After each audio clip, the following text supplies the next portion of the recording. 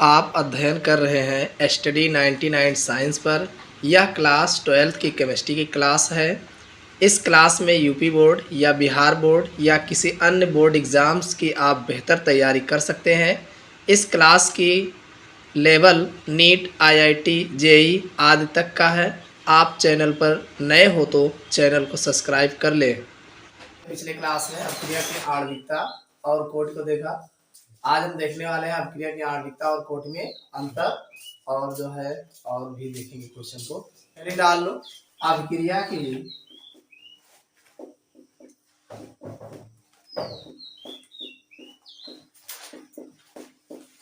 आणविकता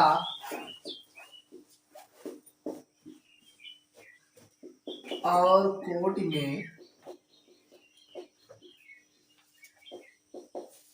अंतर। अभिक्रिया की आणविकता और कोटि में अंतर। इसमें पहले आणविकता और फिर कोटि दोनों को एक साथ एक ही में लिखेंगे, ठीक है। तो इसमें सबसे पहला है अभिक्रिया की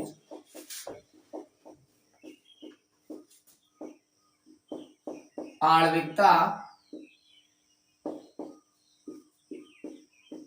सदैव एक पूर्ण संख्या होती है,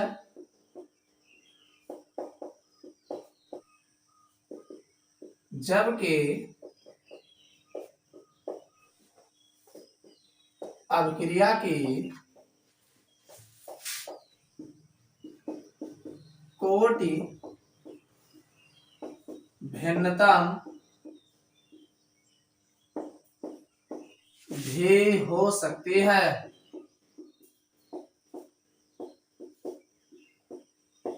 हमने पहले बात कहा कि अभिक्रिया की आणविकता जो होती है वो सदैव एक पूर्ण संख्या होती है, जबकि अगर हम अभिक्रिया की कोटि की बात करें तो ये भिन्न भी हो सकती है। सेकंड है अभिक्रिया की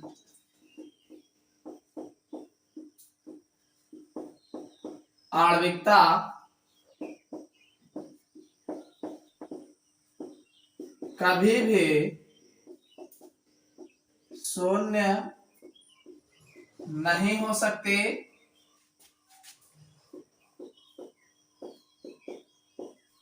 है, जबकि कोटि शून्य भी हो सकते हैं। अभिक्रिया की आणविकता कभी भी शून्य नहीं हो सकती, जबकि कोटि शून्य भी हो सकती है। अगला है किसी अभिक्रिया की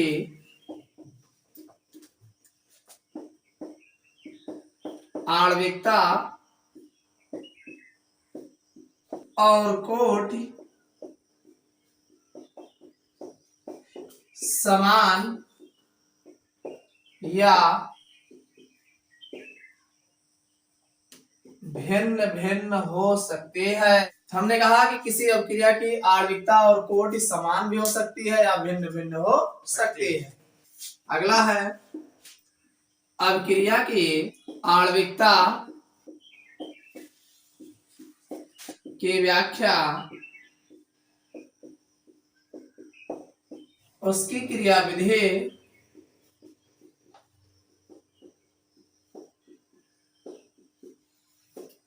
द्वारा करते हैं,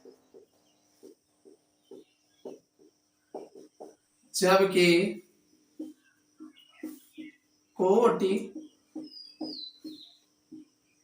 प्रयोग द्वारा निकाली जाती है।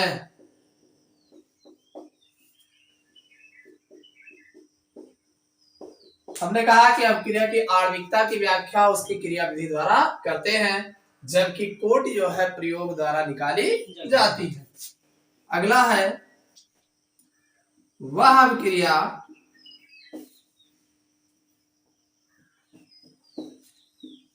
जो केवल एक ही दिशा में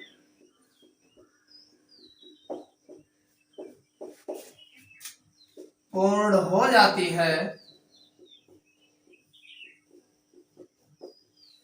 प्राथमिक अभिक्रिया कहलाती है। किसी प्राथमिक अभिक्रिया के लिए उसकी कोट और आणविकता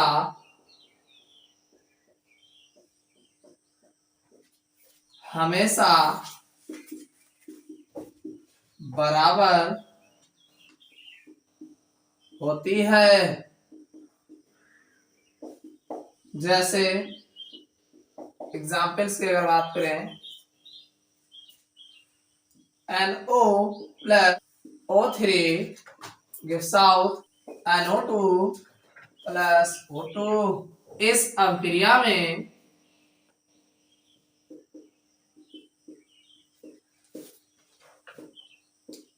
अभिक्रिया की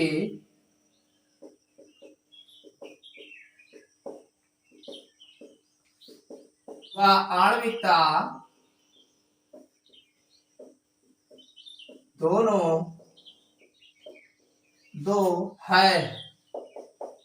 हमने कहा कि वह अपक्रिया जो केवल एक ही दिशा में पूर्ण हो जाती है तो प्राथमिक अपक्रिया कहलाती है, और किसी प्राथमिक अपक्रिया के लिए उसकी कोटि और आणविकता हमेशा बराबर होती है। जैसे एग्जाम्पल दिया NO plus O3 gives out NO2 plus O2। तो इस अपक्रिया में अगर देखा जाए तो भाई इसकी आणविकता भी दो है और इसकी कोटि भी दो है, दोनों बराबर होते हैं। कुछ नहीं है, बस केवल आपको ध्यान देना है। सबसे पहले हमने कहा कि अपक्रिया की आणविकता सदैव एक पूर्ण संख्या होती है, जबकि कोटि जो है भिन्नतम भी हो सकती है। यानी पूर्ण संख्या मतलब समझ रहे हो, जैसे 2 हो सकत, 3 हो सकत, 1 हो सकत, 4 हो सकत, 5 हो सकत, पूरा पूरा संख्या है। जबकि कोटि जो है 0.5 हो सकत, 1/2 हो सकत, 2.5 हो सकत, कुल मिला के पॉइंट में आ सकत है, और ये पूरी संख्या के अलावा भी कोटि हो सकता है। लेकिन आणविकता अरे लेबो या तो 1 लेबो, तो 2 लेबो, 3 लेबो, पूरा पूरा लेबो ना। तो ऐसे अगला है कि आणविकता की व्याख्या कभी भी शून्य नहीं हो सकती। अगर आणविकता कहोगे अरे बिना लेहे तो अपक्रिया हुए कोई ना कुछ तो लेवे करबो, तो आणविकता की व्याख्या कभी भी शून्य नहीं हो सकती, जबकि कोटि शून्य भी हो सकती है। अरे रिएक्टेंट ले अपक्रिया हो या ना होए तो शून्य हो जाए, यानी कोटि शून्य हो सकती है, जबकि आणविकता की कभी शून्य नहीं हो सकती। अगला है किसी अपक्रिया की आणविकता और कोटि समान या भिन्न भिन्न हो सकती है। हाँ, ऐसा भी हो सकता है कोई रासायनिक अपक्रिया ऐसी हो जिसके आणविकता और कोटि समान बराबर भी हो सकता है, अलग अलग भी आ सकता है। फिर अगला कहा गया अपक्रिया की आणविकता की व्याख्या उसकी क्रिया विधि द्वारा करते हैं। अरे आणविकता और कितना और भाग ले हुआ क्रिया विधि देखा जाए, जो हिसाब से क्रिया हुआ होगा उसी क्रिया विधि द्वारा बताते हैं। जबकि कोट की अगर हम बात करें तो एक्सपेरिमेंट द्वारा, प्रयोग द्वारा ज्ञात किया जाता है। अरे कोट ऐसे किसे जान ले, वो कोट जो है एक्सपेरिमेंट द्वारा मिलेगा ना। अब 5वें स्टेप में कहा गया है कि वह अपक्रिया जो केवल एक ही दिशा में पूर्ण हो जाती है, यानी अपक्रिया कुछ ऐसे होते हैं एक ही स्टेप में कंप्लीट हो जाते हैं। तो एक ही स्टेप में जो अपक्रिया कंप्लीट होती है उसे हम प्राथमिक अपक्रिया कहते हैं। क्या कहते हैं भाई, एक के स्टेप में पूर्ण हो जाए प्राथमिक अपक्रिया, 2 स्टेप में लागे, 3 स्टेप में लागे तो प्राथमिक अपक्रिया नहीं होगी। और जो प्राथमिक अपक्रिया होती है उसकी कोटि और आणविकता हमेशा बराबर होती है। जैसे दिया गया NO plus O3 gives out NO2 plus O2, तो ये प्राथमिक अपक्रिया है। तो इसमें जो अगर देखा जाए तो आणविकता और कोटि दोनों बराबर है, और वो भी 2 है। समझ में आ गया ना। तो ये अंतर है अपक्रिया के आणविकता और कोटि में। इसको आप चाहे कॉलम बना के लिख लो और चाहे ऐसे लिख लो, दोनों से ठीक। अगली हेडिंग है आभासीय एकाणु स्यूडो यूनिमॉलिक्यूलर रिएक्शन।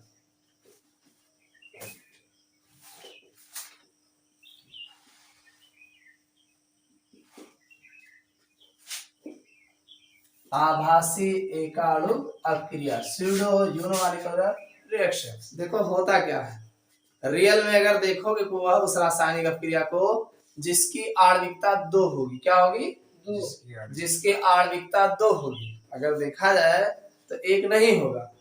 ऐसी रासायनिक अपक्रिया जिसकी आणविकता 1 नहीं होती है स्यूडो यानी आभासी एकाणु अपक्रिया कहलाते हैं। अरे जब यह न रहे देखम 2 रहे लेकिन रियल में देखा जब भूखा अगर ठीक से पहचाना जाए तो यह कई हमारा जी तो उसे एकाणु अपक्रिया यानी होगा 2, देखने में लगेगा 2 है लेकिन वो एक ही रहेगा तो उसे ए आभासी एकाणु अपक्रिया कहते हैं। लिख लो प्रथम कोट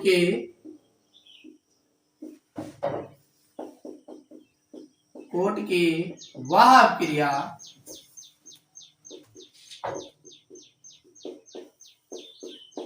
जिसकी आणविकता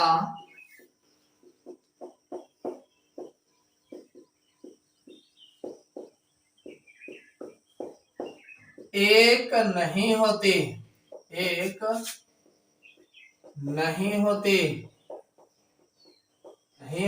है। अरे एक नहीं हो तो 2 है 3 है। आभासी एकाणु अपक्रिया कहलाती है। हमने कहा कि प्रथम कोट की वह अपक्रिया जिसकी आणविकता 1 नहीं होती, 1 नहीं होता मतलब 2 हुए तो 3 हुए तो 1 नहीं होती है आभासीय एकाणु अपक्रिया कहलाती। जैसे एथिल एसीटेट का जल अपघटन, एथिल एसीटेट का जल अपघटन। एथिल एसीटेट मतलब CH3COO C2H5 प्लस H2O गैसाव, ये अम्लीय माध्यम में होगा H+4 और ये बनेगा CH3COOH प्लस C2H5OH। ये है एसिटिक एसिड, ये है एथिल अल्कोहल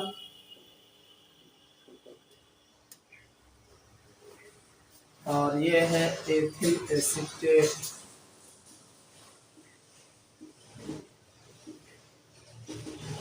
हमने कहा कि एथिल एसीटेट का जल अपघटन, तो एथिल एसीटेट में वाटर मिलाओगे, ठीक है, तो एसिटिक एसिड और एथिल अल्कोहल बनेगा और ये H+ चार्ज की उपस्थिति में यानी अम्लीय माध्यम में अपक्रिया करेंगे। तो अब सुनिए, पहली बात तो जल में मिला रहे हो, वैसे आणविकता देखोगे 2 है, लेकिन ये किसके उपस्थिति में अपक्रिया हो रहा है? उत्प्रेरक के। तो उत्प्रेरक की उपस्थिति में हो रहा है अगर तो इसको वाटर को ऐड नहीं करेंगे। एकाणु अपक्रिया कहा, क्या कहा? आभासीय एकाणु अपक्रिया। देखो अगर अणु गिनोगे 2 अणु ना, एक H2O एक, लेकिन अगर रियल में देखा जाए तो केवल यही है, तो इसीलिए इसे आभासी एकाणु अपक्रिया कहा जाता है। समझ में आ गया नहीं? अगले हेडिंग डाल लो, अपक्रिया की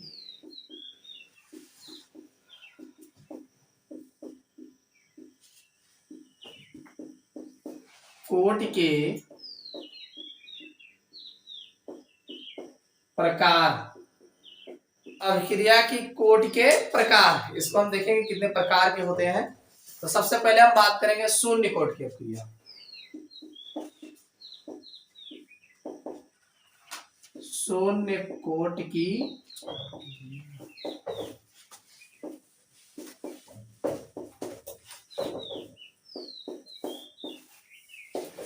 जीरो ऑर्डर ऑफ रिएक्शन,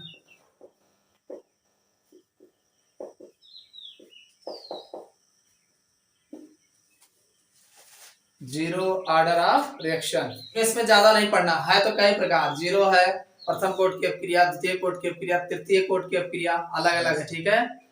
आपको केवल इसमें जीरो पढ़ना है और फर्स्ट ऑर्डर ऑफ रिएक्शन पढ़ना है, बाकी आपके सिलेबस में नहीं, ठीक है। अरे कोट ही पूछ रहा है ना, तो जिनकी सांद्रता, वह अपक्रियाएं जिनकी सांद्रता जो है अभिकारकों पर निर्भर नहीं करती है, जिनकी सांद्रता किस पर नहीं निर्भर करती, अभिकारकों पर निर्भर नहीं करती है, शून्य कोट की अपक्रिया कहलाती है। समझ में आ गया नहीं?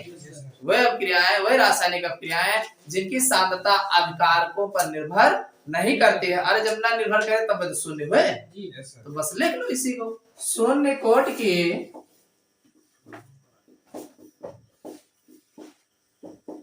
अपक्रिया का वेग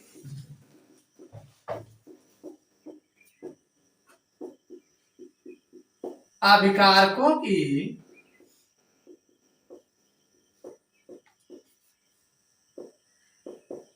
सांद्रता पर निर्भर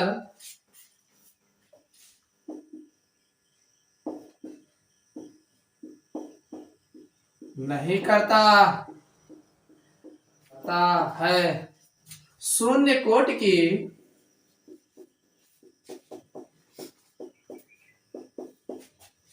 अपक्रिया कहलाती है। हमने कहा कि शून्य कोट की अपक्रिया का वेग अभिकारकों की सांद्रता पर निर्भर नहीं करता, शून्य कोट की अपक्रिया कहलाती है। शून्य कोट की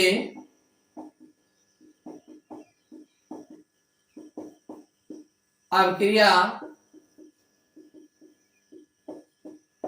का समीकरण ये होगा dx/dt बराबर k, और ये हो जाएगा a0। भाई मान लीजिए कोई हमने ए रिएक्टेंट लिया था और ए रिएक्टेंट लेकर के प्रोडक्ट में चेंज किए। अब शून्य कोट की अपक्रिया जब ए पर निर्भर न करे तो a0 कर दीजिए बस, ठीक। इसको आप ऐसे भी लिख सकते हो dx/dt बराबर k। अरे जब ए पर निर्भर न करे तो k हो जाए। इस समीकरण का समाकलन करने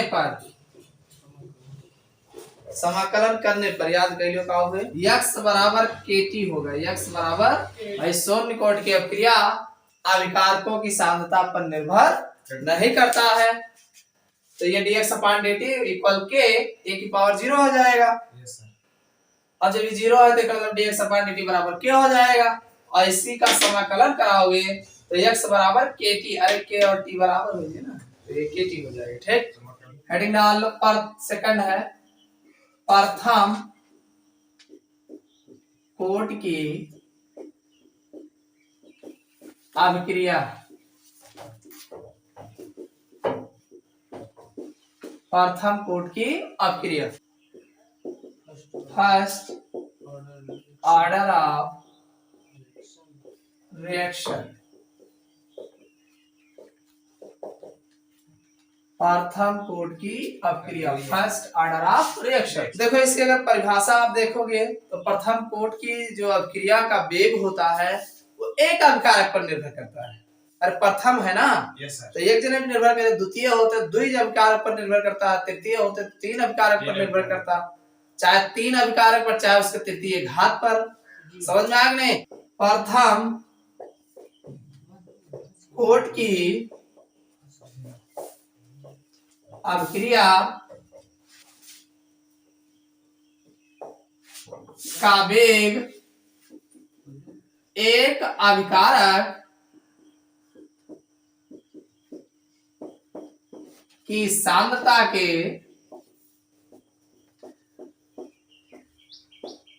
समानुपाती होती है।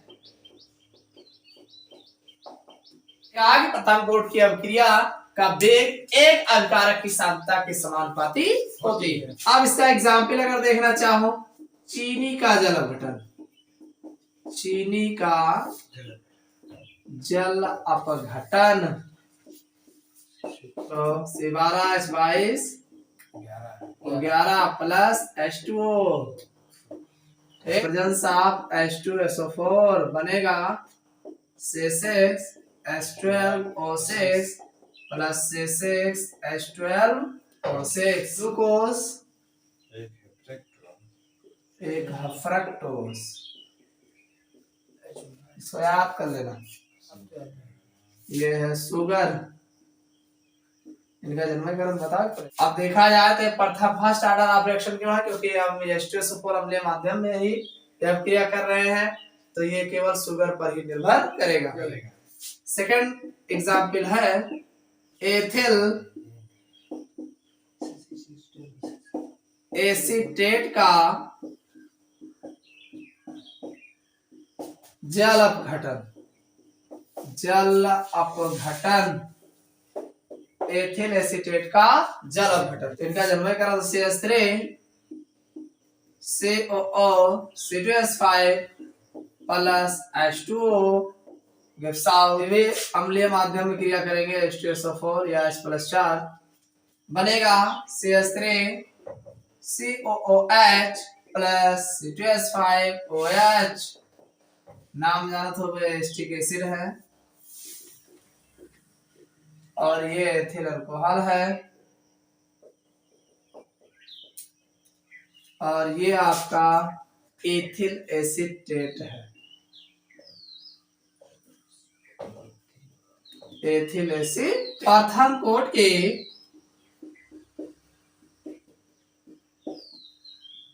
अभिक्रिया का मात्रक समय इनवर्स, मिनट इनवर्स या सेकंड इनवर्स होता है। भाई जो प्रथम कोट की अभिक्रिया है इसका मात्रक समय इनवर्स, मिनट इनवर्स या सेकंड इनवर्स होता है। समझ में आ गया? याद हो जाए बस ऐसे हवे पर है।